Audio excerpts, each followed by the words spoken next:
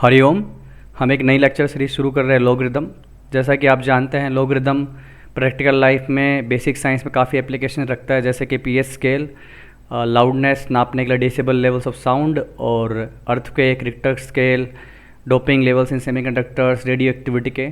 ठीक है, तो बहुत सारी एप्लीकेशंस होती हैं, पर हम अभी जो ब्लॉक को डेवलप करेंगे वो करेंगे एक inverse function of exponential functions, power functions हम जैसे पढ़ते हैं, तो उनके इन्वर्स फंक्शन मतलब उसके एक रिवर्स प्रोसेस की तरह उसको डेवलप करेंगे। क्योंकि आप देखते ही कोई भी रैंडम पावर कैलकुलेट करना हमारे लिए थोड़ा डिफिकल्ट हो सकता है, और इन जनरल ये बात सेल्फ अंडरस्टूड है कि हम मल्टीप्लाई करने से ज़्यादा आसान ऐड करना समझते हैं और डिवीजन करने से ज़्यादा आसान सब्ट्रैक्ट करना समझते हैं। ठीक है, तो उसी फिलोसफी को ध्यान में रखते हुए हम लोग को डेवलप करेंगे।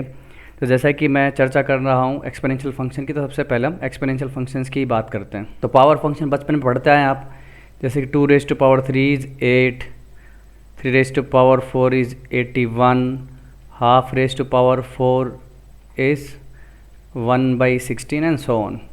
सो यूजुअली व्हाट वी से, एक बेस होता है अपने पास, उसकी कुछ पावर लगाई जाती है और हमें कोई वैल्यू मिल जाती है।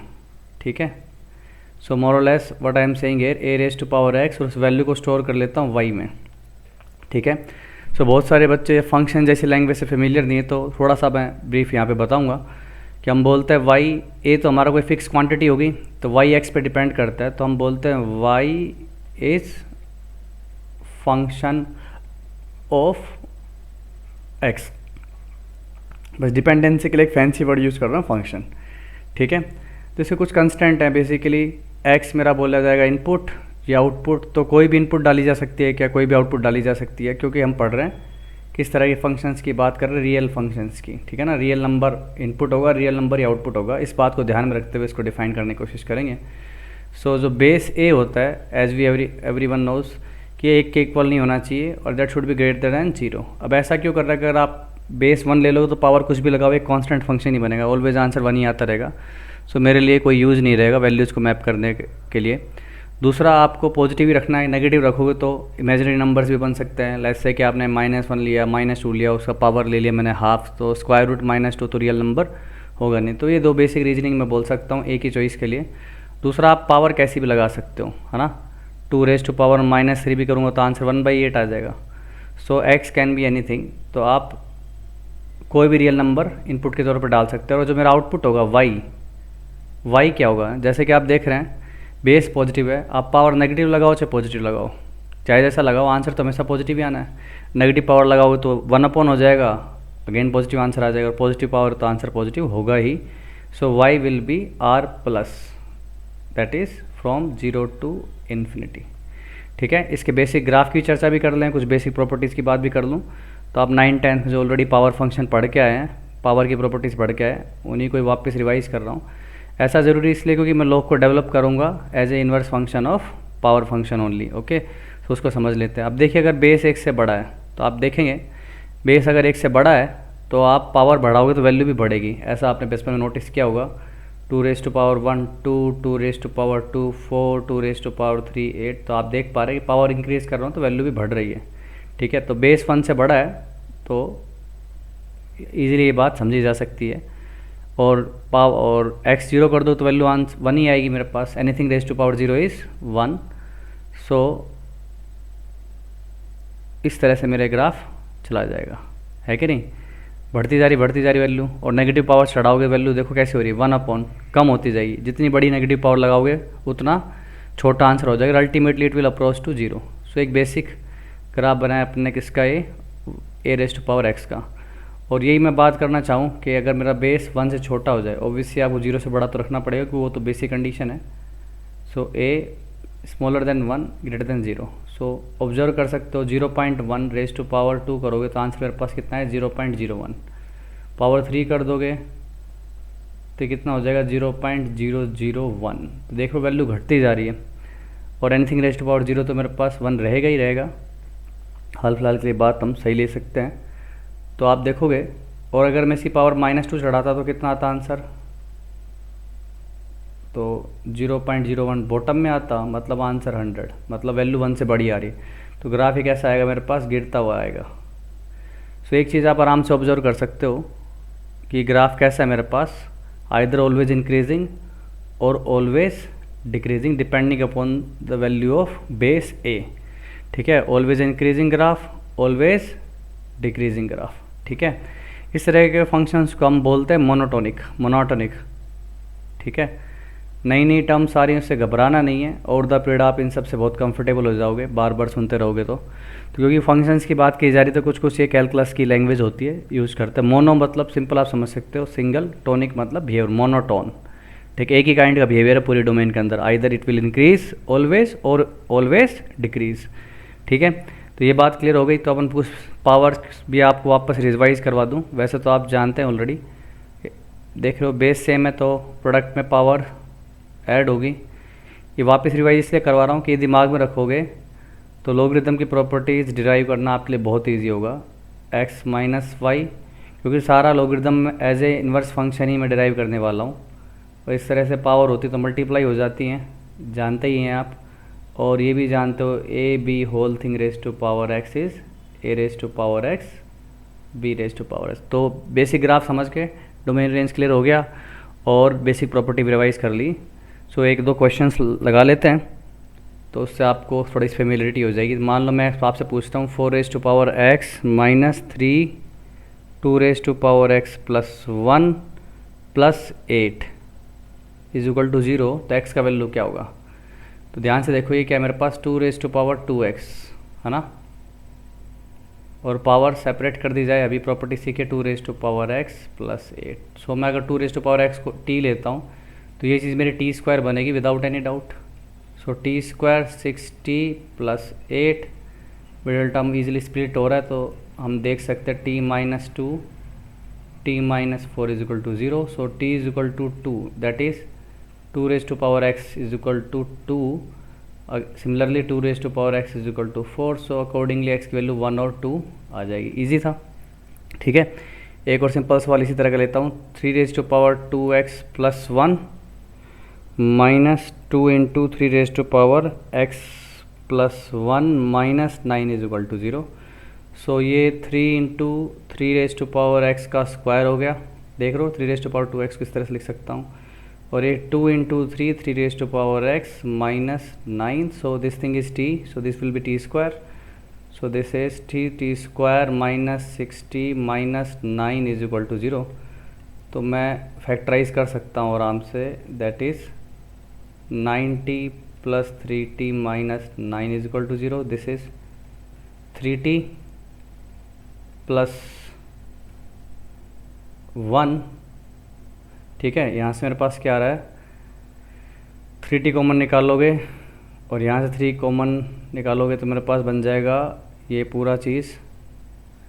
वैसे तो पूरे में से 3 कॉमन आ रहा है, मैं आराम से निकाल के कट कर सकता हूँ। तो t square minus 2t minus 3 is equal to 0। So directly लिख सकता हूँ t minus 3 and t plus 1 is equal to 0। t की दो वैल्यूज़ आ गई, एक तो -1 और t की वैल्यू आ गई 3। तो -1 को ऑब्वियसली रिजेक्ट करना पड़ेगा, अभी सीखा अपन एक्सपोनेंशियल, इसका आउटपुट हमेशा कैसा होता है, पॉजिटिव। तो t अगर 3 है तो x का वैल्यू कितना हो जाएगा मेरे पास 1। Okay, easy. तो ये था मेरा पावर फंक्शन। ठीक है, एक्सपोनेंशियल, जिससे आप ऑलरेडी फेमिलियर हो। तो इसी के रिवर्स के तौर पे मैं लॉग को डेवलप कर रहा हूँ, ध्यान से देखिएगा। वापस बताता हूँ आपको, आपने क्या बोला था, बेस पावर, तो क्या मिलेगी मेरे को, वैल्यू। ठीक है, तो बेस मेरा फिक्स है, पावर चढ़ाओगे तो वैल्यू मिलेगी। इसका इन्वर्स करता हूँ मैं, जैसे आपने 2 की पावर 3 किया 8, तो वैसे मैं बोलता हूँ लॉगरिथम। लिखने का तरीका देखना, ये बेस लॉग के जी के लैग्स में लिखा जा रहा है 8। ये आंसर कितना आएगा, बेसिकली मैं चाह रहा हूँ ये आंसर 3। तो देख रहे हो, मैं पावर लगाता हूँ वैल्यू आएगी, और यहाँ पे वैल्यू लगाओगे तो लॉग क्या देगा आपको वापस, पावर। तो बेसिक एक फॉर्मेट समझा जाए, so what I am saying here, base value power. तो लॉग की डेफिनेशन आपको मिल गई। ठीक है ना, तो लॉग बेसिकली क्या है, बेस 2 पे निकाल रहे हो तो आपको ऐसी वैल्यू देगा जो कि बेस 2 पे रेज करने से आपको क्या मिलेगा, 8। मतलब आपको क्या देगा, ये 2 raise to power 3 is equal to 8। Base raise to power is equal to value. तो देख पा रहे हो रिवर्स प्रोसेस कैसा है, ये इनपुट 3 ले रहा है, आउटपुट 8 दे रहा है, ये इनपुट 8 ले रहा है, आउटपुट 3 दे रहा है। ठीक है, उस तरह से इसको फ्लो करवा रहे हैं। सो आप रिलेट कर सकते हो कि भाई अगर मैं लिखता हूँ log base A X is equal to Y, so basically this Y is power air, so A raise to power Y will be equal to X. तो मैं इसको क्या लिख सकता हूँ, A raise to power Y is equal to X. तो log हटाने का तरीका भी मिल गया आपको इक्वेशंस में, इसी को यूज़ करते रहेंगे। सो आप देखो कि इस पूरी चीज़ को हम क्या बोलते हैं, fundamental logarithmic identity. Okay, fundamental logarithmic identity, fundamental logarithmic identity. Okay, fundamental logarithmic. अब फंडामेंटल देखो कोई भी चैप्टर में या किसी भी ब्रांच ऑफ मैथ में फंडामेंटल आइडेंटिटी की बड़ी एक सिग्निफिकेंस रहती है, बिकॉज उसी से आप बाकी सारे थ्योरम्स, बाकी सारे प्रॉपर्टीज़ ड्राइव करने वाले हो, तो उसको बहुत ध्यान से समझना होता है। सो इसी को यूज़ करते रहेंगे। अगेन क्योंकि एक फंक्शन है लॉगरिदम भी, तो इसकी भी मेरे को डोमेन रेंज डिफाइन करनी पड़ेगी। डोमेन मतलब इनपुट, एक्स की वैल्यू, रेंज मतलब जो आउटपुट आएगा। अब देखो रिवर्स कर रहे हो ना, पावर कैसी भी हो सकती है, वैल्यू में से कैसी आएगी, पॉजिटिव। तो आप यहाँ पे वैल्यू डाल रहे हो तो एक्स की वैल्यू में से कैसी होनी चाहिए, पॉजिटिव। अगेन बेस पे कंस्टेंट सेम है, not equal to 1 and should be more than 0। और वाई क्या था अपनी, पावर कैसी भी आ सकती है ना, पावर कैसी भी आ सकती है। तो y क्या हो गया मेरे पास, रियल नंबर। फॉर एग्जांपल कुछ चीज़ों में देखो, 216 कितना आएगा आंसर, 4, 381 कितना आंसर आएगा, 4। ध्यान से देखते रहना, बेस 2 1/4, ठीक है, कितना आंसर आएगा, -2। ऑब्जर्व करना, यही सेम पैटर्न को मैं आगे कैरी करूँगा। log बेस 10√10 कितना आएगा आंसर, हाफ। log बेस √2 1/8 कितना आएगा, देखो √2 की पावर 6 करोगे तो 8 आएगा, लेकिन 1 अपॉन आ रहा है मतलब पावर उल्टी है। उल्टा करने के लिए आपको क्या करना पड़ेगा, नेगेटिव। ठीक है, ये ऑब्जर्व करना। तो देख रहे हो पावर आउटपुट कैसी भी आ सकती है, ठीक है। तो ये तीनों कंस्टेंट आपका आई गेस अच्छे से क्लियर हो गए। इनपुट ऑलवेज पॉजिटिव होगी, log की x should be always positive. Power जो कि आउटपुट है कैसी भी आ सकती है, नेगेटिव पॉजिटिव। बेस एक कंस्टेंट जो सदाबहार है, not equal to 1 should be positive, ठीक है। तो इतनी बात अपने को अच्छे से क्लियर हो ही गई है। तो हमें समझना चाहिए अब इसके ग्राफ वगैरह के बारे में।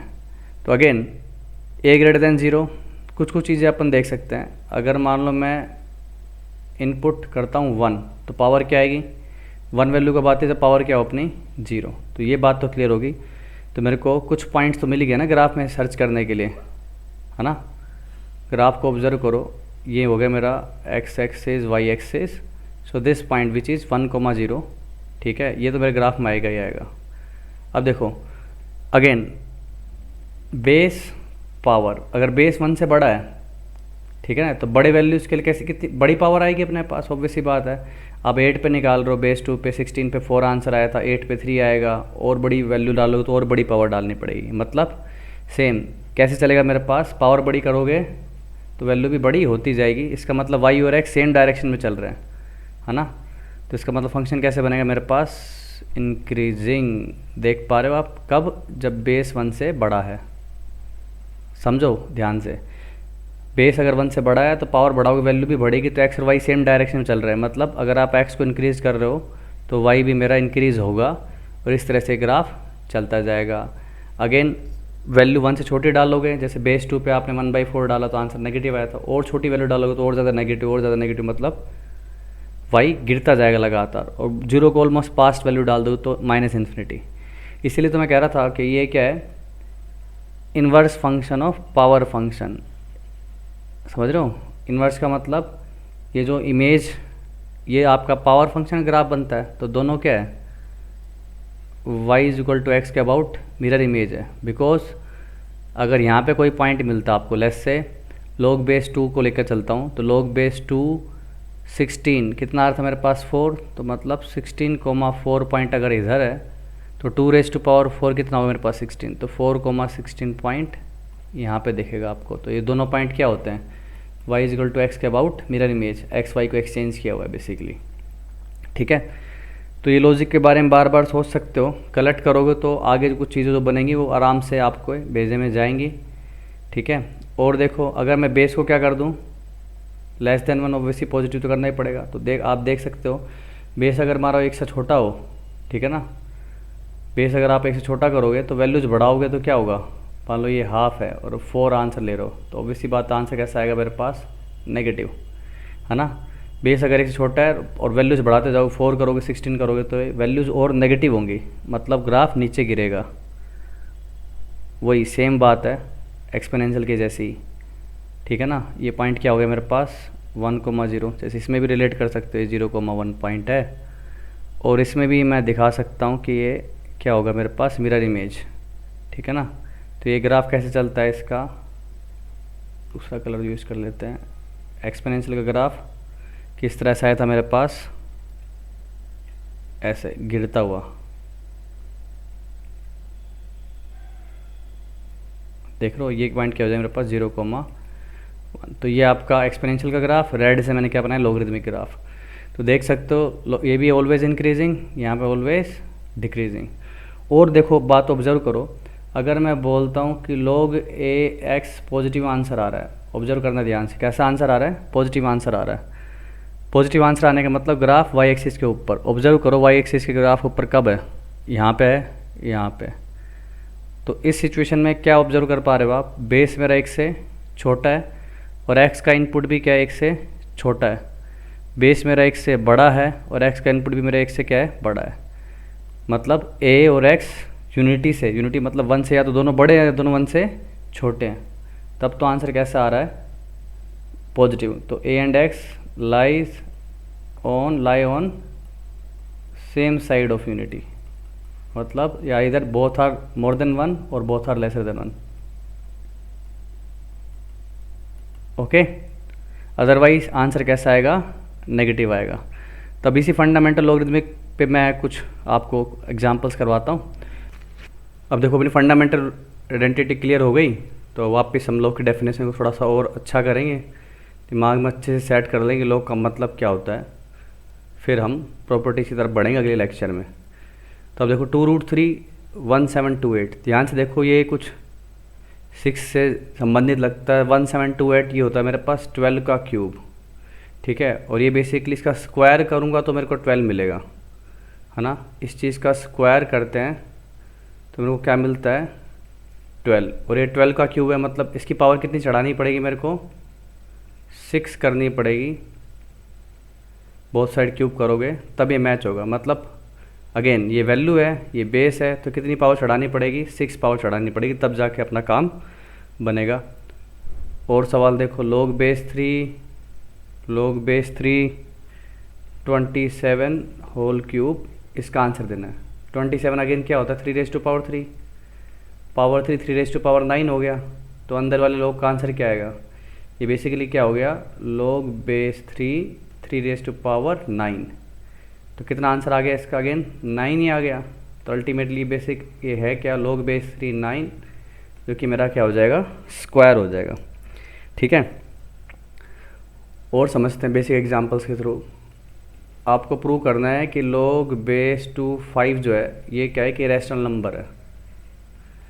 अब याद करो रैशनैलिटी अपने कैसे प्रूव करते थे 10th क्लास में, उल्टा मान लेते थे, रैशनल मान लेते थे इसको। रैशनल मानने का मतलब it can be expressed in the form of p by q, where p and q belongs to integers, q not equal to 0, और सहूलियत के लिए क्या कर लेते थे p q को प्राइम मान लेते थे अपन, ऐसे एज्यूम करते थे। याद करो स्क्वायर रूट 2 रैशनल नंबर कैसे प्रूव किया था। अगेन log की प्रॉपर्टी लगाओ फंडामेंटल आइडेंटिटी, कि 2 की पावर में चढ़ेगा इसके इक्वल हो जाएगा, तो क्या हो गया 5 = 2 raised to power p by q, both side power q चढ़ाएंगे तो 2 raised to power p by q की पावर q करोगे तो q से q कैंसिल, ये आ गया। अब ऑब्जर्व कर पा रहे हो ये क्या नंबर है, एक ओड, ये क्या एक इवन, तो इक्वालिटी तो कभी होल्ड ही नहीं करेगी। इसका मतलब ये क्या आ गया, कॉन्ट्राडिक्शन। हैंस मेरा जो अजम्पशन था वो गलत है, मतलब log 5 क्या है अपना इरेशनल नंबर ही है, ओके। और देखो एग्जांपल्स, log base 4/3 1.33 बार, ठीक है। ये क्या आंसर आएगा, वैसे तुम खुद ही पता है 4/3 को अगर डिवाइड करोगे तो 1.33333 यही चमकता है, तो आंसर क्या आएगा 1 ही आएगा, इजी।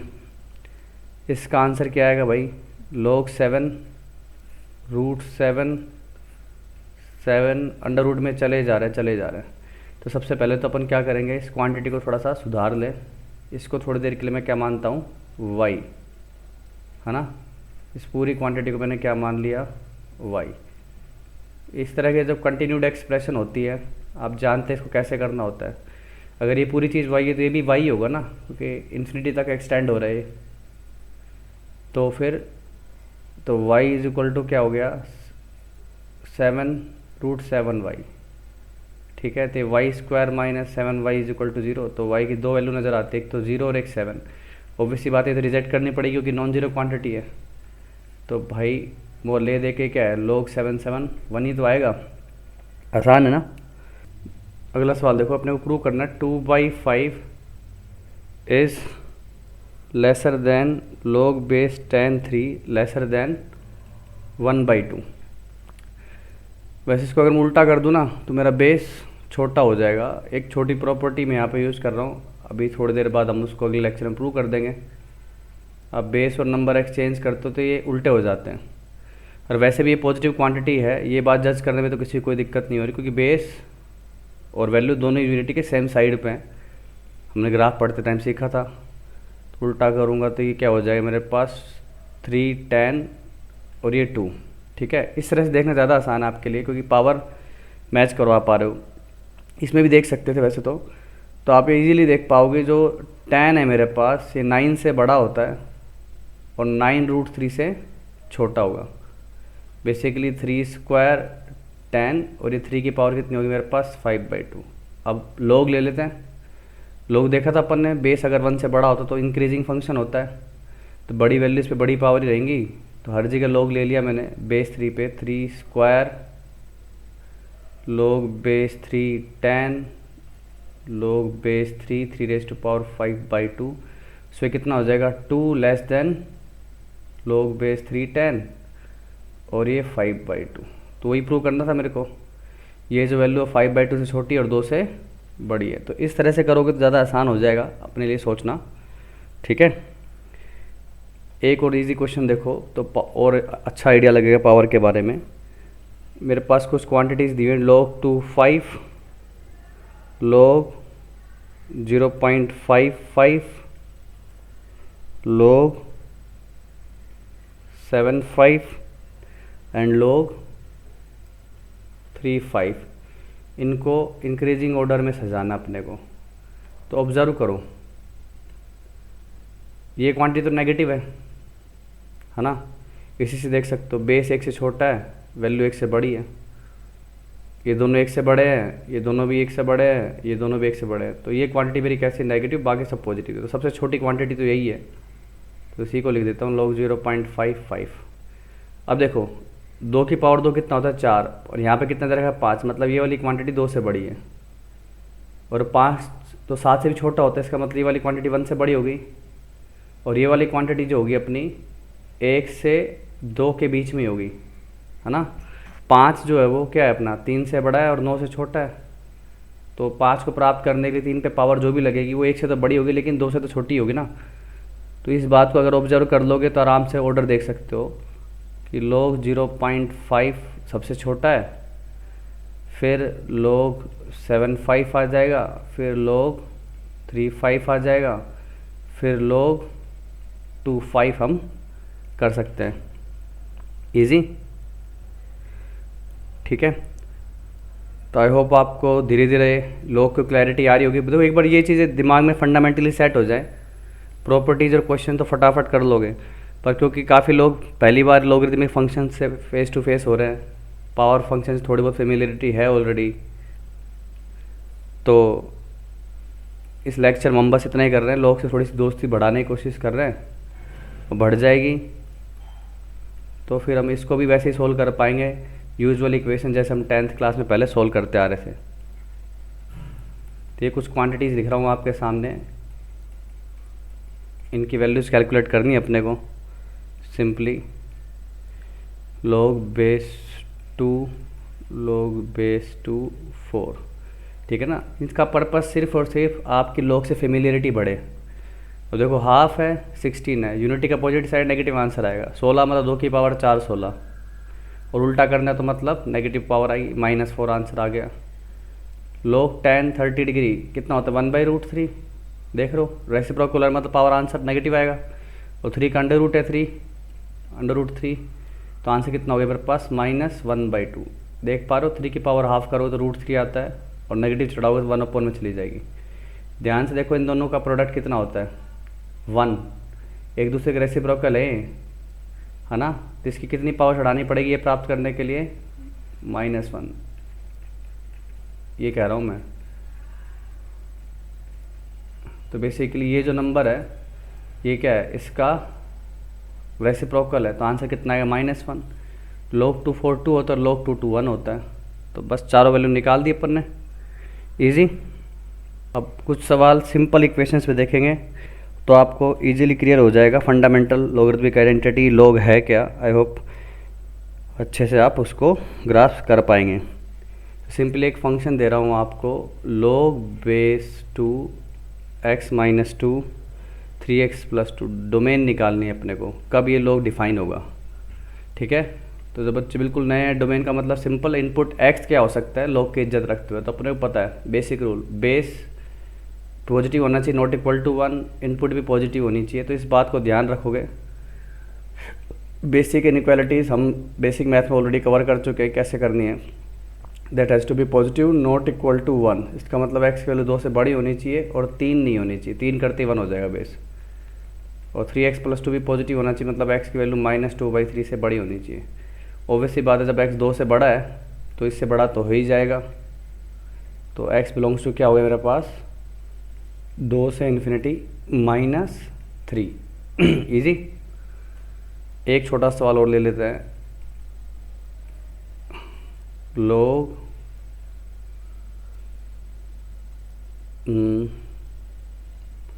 mod sin x, ठीक है, और ये कर देता हूँ मैं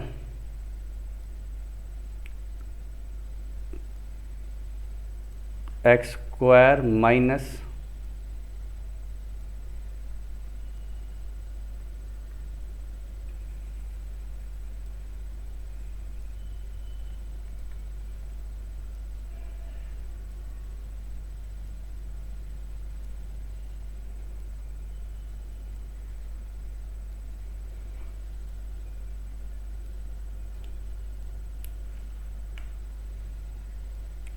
एक और सवाल देख लो simple, log x - 1 x² - 6x + 8, ठीक है। Again positive not equal to 1 और ये पॉजिटिव होना चाहिए, तो भाई x must be greater than 1 not equal to 2, और ये इसके फैक्टर दिखाई दे रहे मेरे को x - 2 x - 4, तो ऐसा होगा। तो दोनों की बात करूँ तो ये क्या कह रहा है, 2 के पीछे रहो या 4 के आगे रहो अगर पॉजिटिव रखनी इनपुट तो, और दूसरा क्या बोल रहा है 1 के आगे रहो और 2 तो इस करनी नहीं है।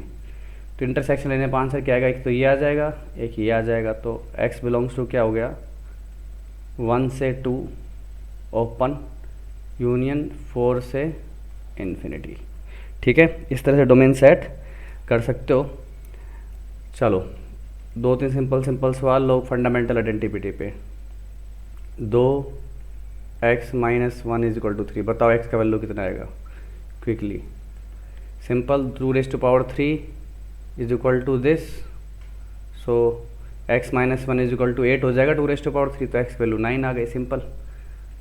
और देखो 2x² - 6x + 12 = 2, अगेन हटाओगे 2⁻² 4, तो ये आइडेंटिटी क्या बन जाएगी 12 = 8 + 8 = 0, फैक्टर करोगे तो 2 और 4 वैल्यू आ जाएगी। सिंपल सवाल बनाया। और ये भी चेक कर लेना चाहिए कि ये जो क्वाड्रेटिक हमेशा पॉजिटिव है कि नहीं, वो है। आप देखोगे इसका d निकालोगे 6² - 36 - 48 -12 आ रहा है। d नेगेटिव मतलब ग्राफ हमेशा कैसा होगा इसका ऊपर, कोई रियल रूट आएंगे नहीं। है ना। तो डोमेन इसकी ऑल रियल नंबर है, आप आराम से प्रोसीड कर सकते हो। तो हमेशा ये ध्यान रखना, चेक करना ऑलवेज कि वापस ओरिजिनल इक्वेशंस को कोई दिक्कत तो नहीं हो रही। दिक्कत मतलब कहीं log का बेस नेगेटिव तो नहीं हो रहा, इक्वल टू 1 तो नहीं हो रहा, log की इनपुट नेगेटिव तो नहीं हो रही है, सब चेक करना है अपने को। चलिए एक और सवाल लेते हैं। log बेस 2 4 log बेस 3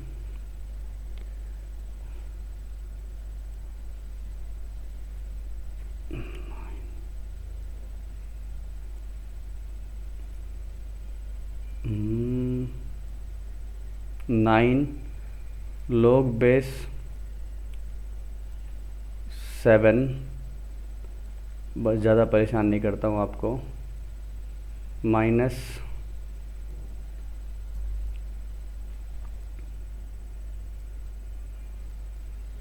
वही ले लेता हूँ, -7x प्लस 19, ठीक है। Close is equal to 3। इसको सोल्व करना अपने को, तो आसान है, एक एक करके लोग हटाते जाओ। 2⁻³ कितना होगा मेरे पास 8, ये लोग हट चुका है ना।